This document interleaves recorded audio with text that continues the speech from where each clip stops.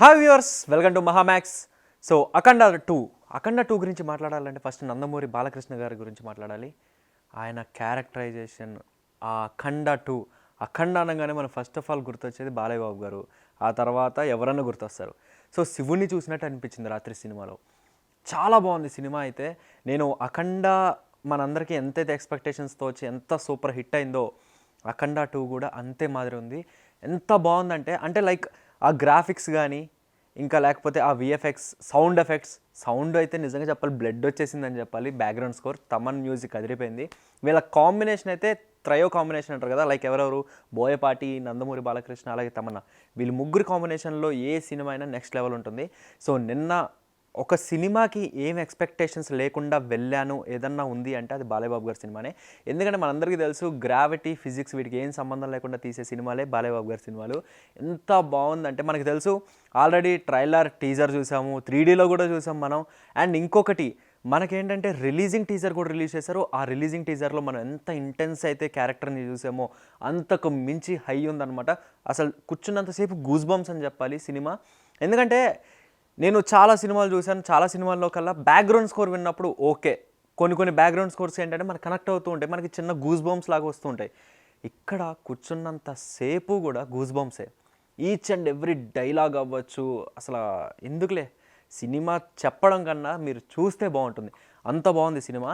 And ఇంకొకటి మెయిన్గా సినిమాలో మెయిన్గా మనం మాట్లాడుకోవాల్సింది కుంభమేళ, మహాకుంభమేళ అది చూపించారు. ఆ ఒక్క సీన్ అది చాలా బాగుంటుంది అనమాట. మనకి ఏంటంటే చాలా శత్రు దేశాలు ఉంటూ ఉంటాయి. ఆ శత్రు దేశాలు అసలు ఏం చేసే మన దేశాన్ని, అసలు ఎలాంటి వైరసెస్ మనకు పంపించాయి, ఇవన్నీ ఈ స్టోరీలో మనం తెలుసుకోవాలి.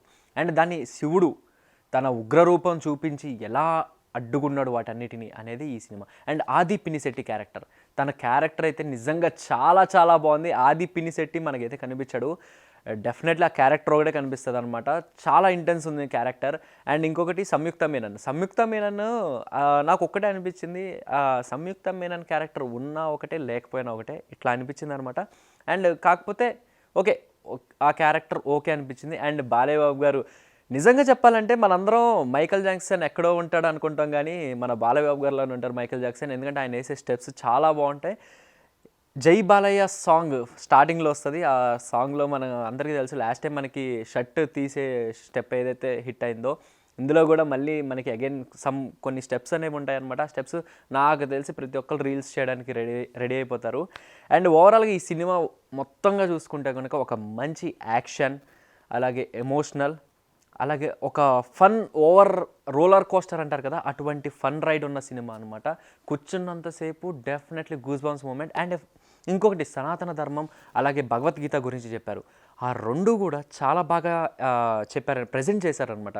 బోయపాటి గారు మనందరికీ తెలుసు, ఆయన ఏదన్నా ఒక పర్టికులర్గా సనాతన ధర్మం అలాగే ఈ దేవుడికి సంబంధించి సినిమాలంటే ఆయన ఎంత ప్రాణం పెట్టి తీస్తారో అలాంటి ఒక మంచి ప్రాణం పెట్టి తీసిన సినిమానే అఖండ 2 అనమాట. డెఫినెట్లీ ఈ వారం అఖండ 2 నాకు తెలిసి ప్రీమియర్ షో కలెక్షన్స్ దాదాపు 45 crores ప్లస్ వచ్చేసినాయి. నాకు తెలిసి ఫస్ట్ డే వసూలు పక్కా 100 crores రీచ్ అయిపోతుంది. అండ్ ఇది డెఫినెట్లీ 500 to 1000 crores రీచ్ అయ్యే అవకాశాలు అయితే ఉన్నాయి. మరి మీరందరూ అఖండ 2 కనుక చూస్తే మీకు ఎలా అనిపించిందో చెప్పండి. జై బాలయ్య.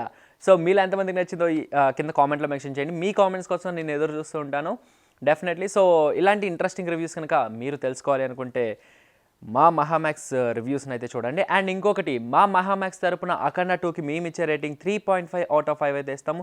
సో డెఫినెట్లీ మీ కామెంట్స్ కోసం నేను ఎదురు చూస్తుంటాను. Keep watching మహామ్యాక్స్.